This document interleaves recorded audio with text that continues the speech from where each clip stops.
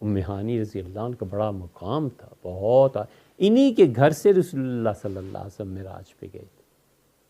یہ کہتی ہیں رات کو ہم سب نے کھانا کھایا اور ہم سو گئے، اور میں نے دیکھا حضرت محمد صلی اللہ علیہ وسلم بھی سو گئے۔ پھر میں جو دیکھتی ہوں صبح کے وقت فجر کے لیے تو تشریف لائے۔ تم اس سے کہا کہ تم نے دیکھا آج رات کیا ہوا؟ میں نے کہا نہیں، ہم تو سوئے ہوئے تھے۔ فرمایا اس طرح فرشتے آئے تھے، پھر میرا دل انہوں نے دھویا، پھر مجھے لے گئے وغیرہ وغیرہ، ساری تفصیلات بیان کرنے کے بعد فرمایا اور اب میں گھر واپس آ گیا۔ تو یہ جو ایک چھوٹا سا وقفہ تھا زمانے میں سے رسول اللہ صلی اللہ علیہ وسلم، اس میں میرا سارا سفر فرمایا اس میں ہوا ہے۔ تو رسول اللہ صلی اللہ علیہ وسلم نماز وغیرہ کے بعد فارغ ہو کے پھر چل پڑے، تو انہوں نے رسول اللہ صلی اللہ علیہ وسلم کی چادر پکڑ لی۔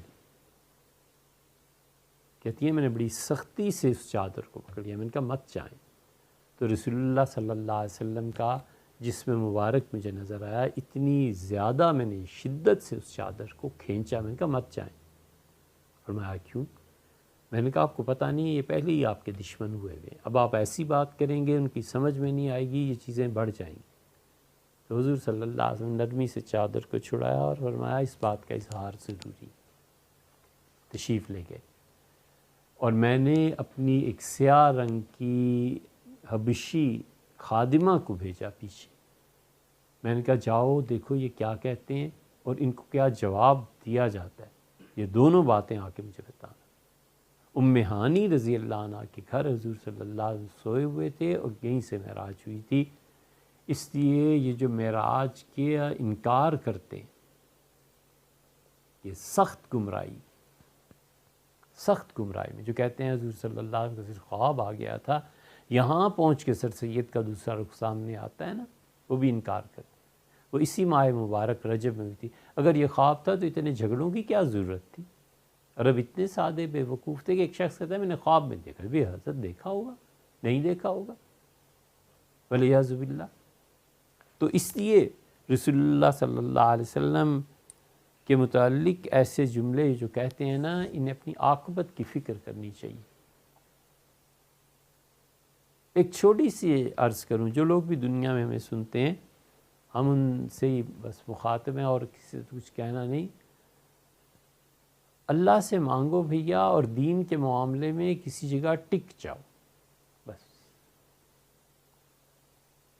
جنرلز ریٹائر ہوئے، ساری زندگی آرمی میں گزاری، اب اسے تفسیر اور ترجمے کا شوق اٹھا۔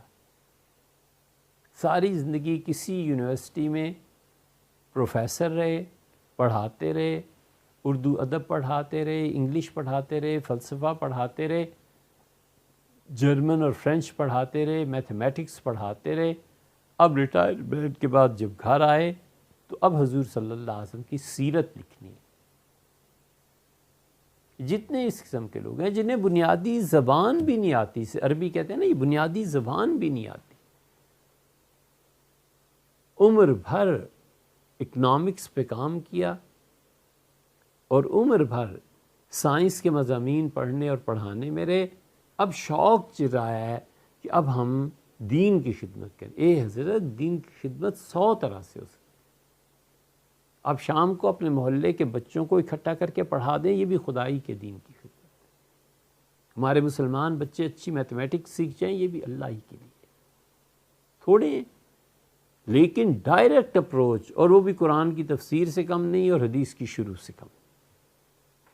اور یہ جو ساری زندگیاں، اپنی پوری زندگی اللہ کے خوف سے اور اللہ سے اچھی امید سے کتاب و سنت پڑھاتے رہے، فتوے میں سر کھپاتے رہے، یہ سب کے سب لوگ انہوں نے جھک ماری تھی۔ آپ خود سوچیں، اگر ہم ڈاکٹر عبدالقدیر صاحب کی خدمت میں حاضر ہوتے اور ہم ان سے کہتے کہ حضرت یہ بتائیں کہ وتر کے بعد 2 نفل پڑھنے چاہیے یا نہیں پڑھنے چاہیے، تو ہنسی کے علاوہ کیا بات تھی؟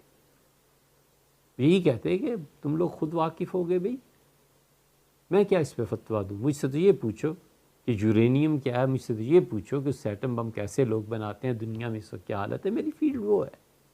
ہم صرف اتنا کہتے ہیں کہ جس کی جو فیلڈ ہے بس اسے اس میں پوچھیے، کہ خلطے میں بس نہ کیجیے، ورنہ اللہ نہ کرے کہ آپ گمراہ ہو جائیں اور اللہ نہ کرے کہ آپ کی وجہ سے کوئی گمراہ